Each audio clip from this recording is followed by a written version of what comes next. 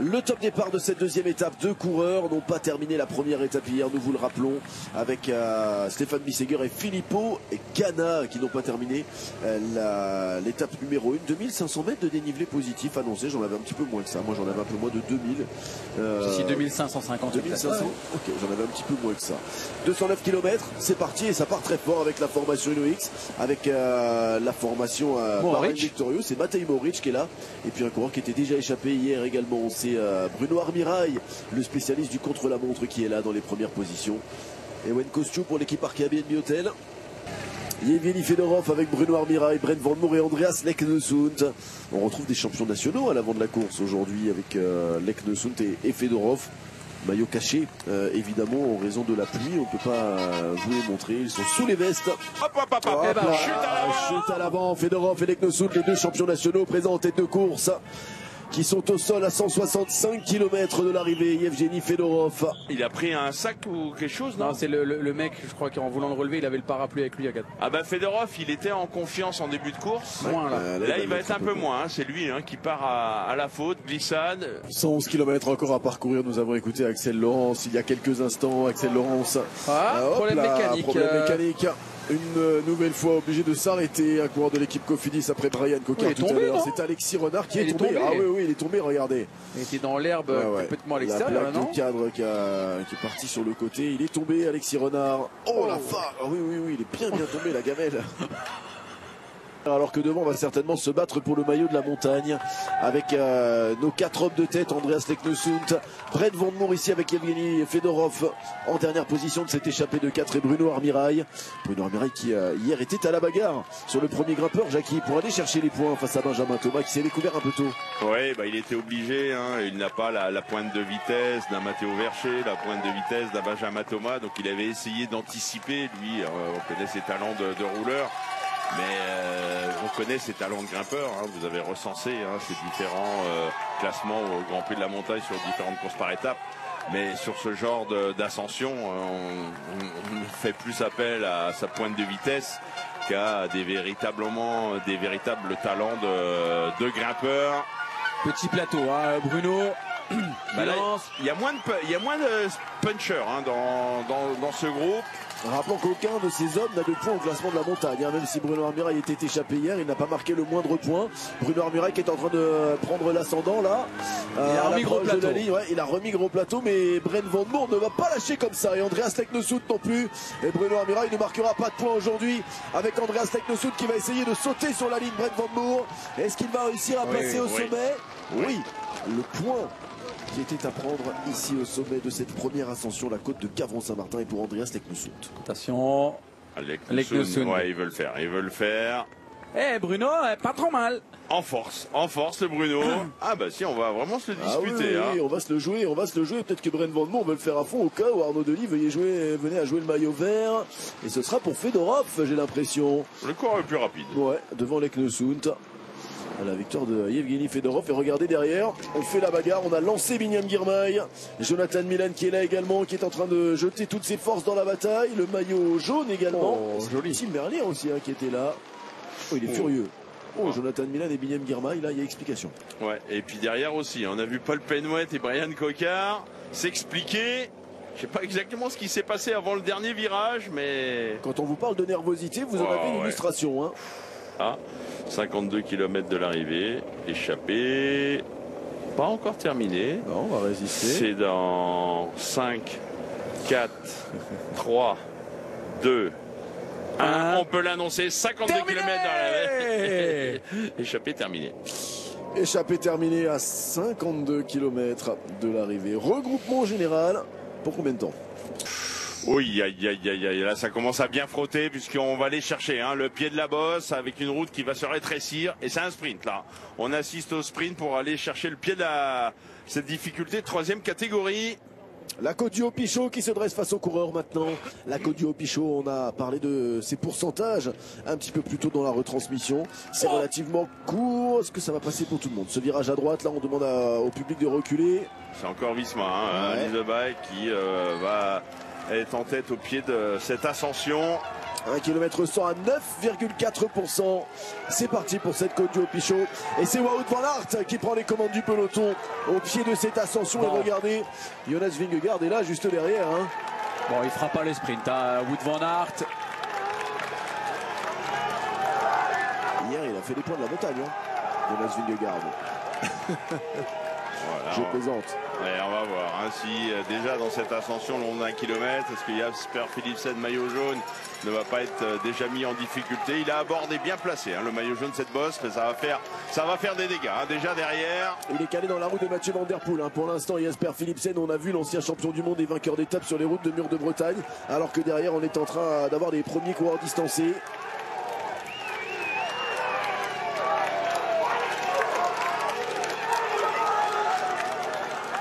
Allez, Van Der Poel qui est là, et c'est Jonathan Milan hein, qui s'accroche, qui est là sur la gauche de la roue. Oh, le téléphone, bien fait. Jonathan Milan là, qui heureusement n'est pas tombé.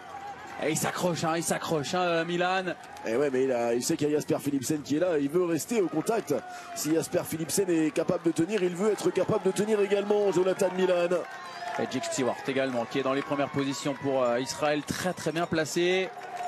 Tim Wellens et Wout van Aert, les deux Belges, ont deux premières positions du peloton. Là pour la formation UAE de Tadej Pogacar, l'autre pour la Visma Leaseback 2, Jonas Vingegaard.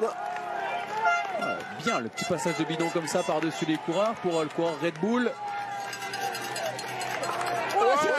C'est tombé derrière. Ah, oui. C'est tombé autour de la 10-15e position. Et à mon avis, il y a des leaders. Hein, Remco Evenepoel. Remco Evenepoel a été légèrement retardé sur cette chute. Hein. Il est reparti sans problème, et je ne serais pas surpris qu'il ait été obligé de freiner. Je ne sais pas s'il était très bien placé à ce moment-là. Remco Evenepoel, on reverra tout cela au ralenti avec la vue aérienne tout à l'heure. Mais range-toi, toi, là c'est pas possible. Hein. Geraint Thomas, hein, j'ai vu, à poser pied à terre. Et ça va certainement créer une cassure hein, au sein de ce peloton. Vous vous demandiez si les sprinteurs seraient présents à l'arrivée à Boulogne. On va déjà en perdre un paquet à 30 km de l'arrivée. Mais voilà. Philipsen va bien. Hein. Ouais, Philipsen va très très bien. Jonathan Milan a été retardé tout à l'heure avec cette chute, ce ralentissement. On reverra en détail hein, ce qu'il est arrivé à l'Italien de la Lidl Trek. Et c'est Tim Wellens qui enquille. Alors, tous ceux qui le voyaient malade un petit peu plus tôt dans la journée, vous êtes rassurés? Le champion de Belgique va bien. Il va même très très bien. Ça allait très bien hier, ça va très bien également aujourd'hui. Celui qui me fait la grosse impression, c'est Philipsen. Voilà, on parle beaucoup de Mathieu Van Der Poel, mais Philipsen, il se verrait bien à l'occasion de la 3e étape, toujours en jaune. Tim Wellens devant Tadej Pogacar au sommet de cette côte du Haut-Pichot, alors que l'on pensait que Jonas Vingegaard allait marquer un deuxième point. Bien non, Tadej Pogacar est allé le chercher, ce point. La côte de Saint-Étienne-au-Mont, 1 km à 10,6%. C'est un véritable mur qui va se dresser face aux coureurs maintenant, avant d'aller chercher la dernière difficulté répertoriée de la journée. Avant cela, la banderole des 10 derniers kilomètres. Là, c'est ici, à droite. 200 mètres maintenant, on va. Philipsen est loin. Philipsen est très loin. Hein. Il a bien reculé là pour aborder donc ce grimpeur, ce mur. La Groupama FDJ aux avant-postes qui voulait dicter son rythme, choisir ses trajectoires dans ce final. On l'avait dit, ce final était tortueux. Vous l'aviez expliqué ce matin, messieurs, avec la carte et avec la palette. Et on ne voulait surtout pas se faire piéger. On va aborder donc en tête ce mur. Allez, Bart s'est écarté. C'est Aski hein, maintenant qui va faire le gros du travail au pied de la côte de Saint-Étienne-au-Mont. Avec une ambiance complètement dingue, des drapeaux belges également qui fleurissent dans cette côte de Saint-Étienne-au-Mont. Terminé pour Kampenhardt, c'est là maintenant, c'est au sprint pour la Groupama FDJ. Ah là on fait confiance à Romain Grégoire. Il est bien placé Romain. Il va avoir la pression. Allez encore. Il est facile Romain Grégoire là.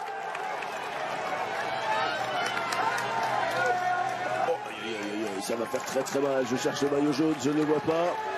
Ah, ça doit bien reculer, hein. Là ça doit bien reculer parce que c'est monté très très vite au pied. Ça continue avec Tiesj Benoot. Tiesj Benoot qui continue, il y a Mathieu Van Der Poel dans sa roue, il y a Tadej Pogacar juste derrière. Et Jonas Vingegaard bien sûr dans la roue du champion du monde. Les deux meilleurs ennemis, roue dans roue dans cette ascension. Ça va bien pour Romain, là juste devant Remco Evenepoel en 6e position. Axel Laurent juste 2 places derrière. Remco. Matteo Jorgensen qui est toujours là également dans la roue de son leader, là où Tadej Pogacar est seul désormais. Le relais de Mathieu Van Der Poel, on s'écarte pour Tige Benoît. Tadej Pogačar en tête. Et Axel Laurence qui s'accroche là-bas pour la formation Ineos, le coureur français, le puncher français. Alexandre Delettre également est bien là, côté français. Ouais, Delettre et les Janières. Jorgensen. Matteo Jorgensen, l'américain qui y va. C'est peut-être ça le plan de la Visma. Harceler Tadej Pogačar jusqu'aux Pyrénées. Essayer de le pousser à la faute.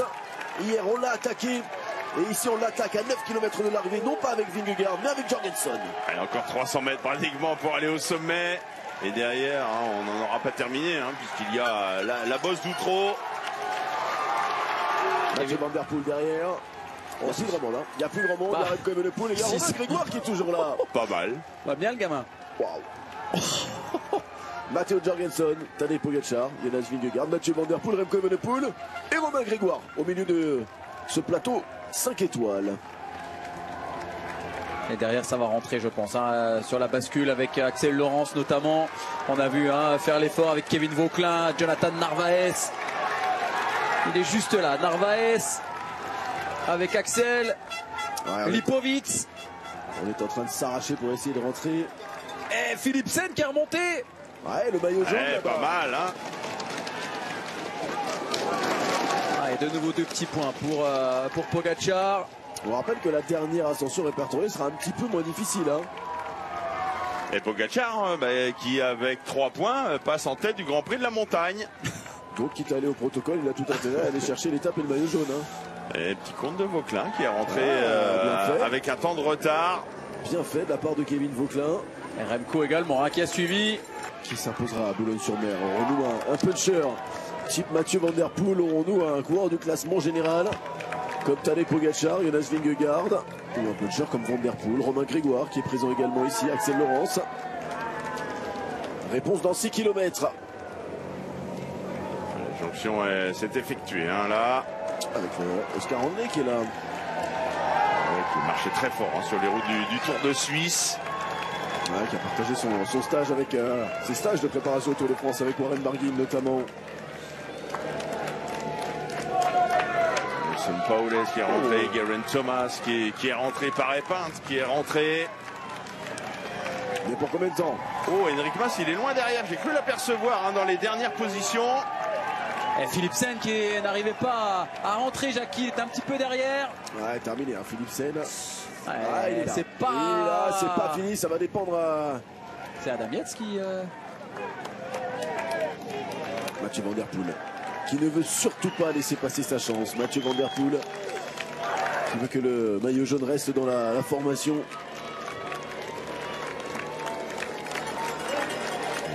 Cette montée, ça monte pas très vite, ça peut faire les affaires de sprinters hein, qui vont basculer pas très loin. Ah, il est tombé hier, Ben O'Connor. Ben O'Connor pour la formation Jayco Alula, qui rétrograde. Fred Wright qui rentre derrière. Attention à Fred Wright également. Magnus Cort qui s'accroche derrière là-bas. Philipsen pas loin. Marc Hirschi qui va peut-être essayer de remonter maintenant. Regardez, le Suisse de la formation Tudor, il est là. Et c'est Kevin Vauquelin qui va y retourner avec sur la droite de la route avec Oscar Henry dans sa roue. La réaction immédiate de Tadej Pogačar. Est-ce qu'il va laisser filer le duo? Kevin Vauquelin et Oscar Henry qui accélèrent au sommet de cette côte d'Outreau. Il est très fort hein, Kevin, il est très fort, il le sait hein. Il n'a pas une grosse pointe de vitesse, il va vite certes. Ah, il l'a dit hein, cette victoire sur le Tour a changé sa vie l'année dernière. Il a évidemment envie d'y regoûter. Il vient marquer un point au classement de la montagne. Kevin Vauquelin, Jasper Philipsen. Et Lutsenko qu'on a vu également. On a vu Alexei Lutsenko. Hein, Axel. Ouais, j'ai vu le 35 a explosé. Ouais. Ah, il a explosé. Terminé pour Axel Laurence, qui aura fait beaucoup d'efforts précédentes. Oh, terminé pour Binyam Girmay, victime d'un ennui mécanique, et l'attaque de Jonas Vingegaard.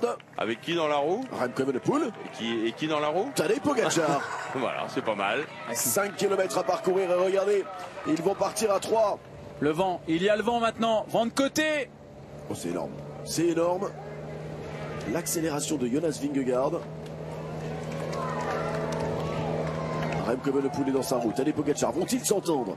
Il y a cette séquence, évidemment, qui a fait beaucoup de bruit, où ils étaient tous les trois ensemble sur les routes de l'étape de Troyes, remportée par Anthony Turgis. L'étape des chemins où ils ne s'étaient pas entendus. Et là on s'est pas entendu. Ça rentre et c'est Kevin Vauquelin qui relance. Encore une fois, ouais, avec Jorgensen dans la roue.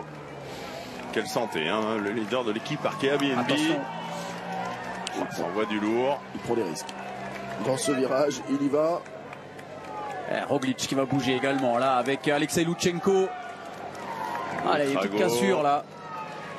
C'est Lutsenko qui va. Et derrière ça se regarde. On n'y va pas. C'est l'équipe Cofidis qui va réagir. Ils sont bien sortis là, Matteo Jorgensen, Kevin Vauquelin. Lutsenko. Oui, c'est lui. Ah non, bah, je vous fais confiance, vous avez dit Lutsenko, le numéro de Dossard, il est pas là. Non, il est pas là, mais je vous fais 200% confiance. Regarde, les anciens liseraient, il n'y en a pas.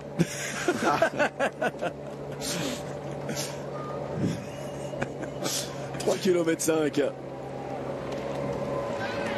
La flamme rouge, le dernier kilomètre. Ouais, c'est fini pour le maillot jaune. Philipsen va le perdre. Si on veut le garder, eh bien, il va falloir un très bon résultat de Mathieu Van Der Poel dans l'équipe. Allez, Johan Leida qui reprend Florian Lipovic. On a Tadej Pogacar en deuxième position. Jonas Vingegaard en troisième position. En quatrième place, c'est Mathieu Van Der Poel. Romain Grégoire, Oscar Hindley sont juste derrière. Félix Gall qui remonte, l'Autrichien de la formation Decathlon AG2R, la mondiale, qui est là également. Attention à Berkmos également qui va vite pour la loto.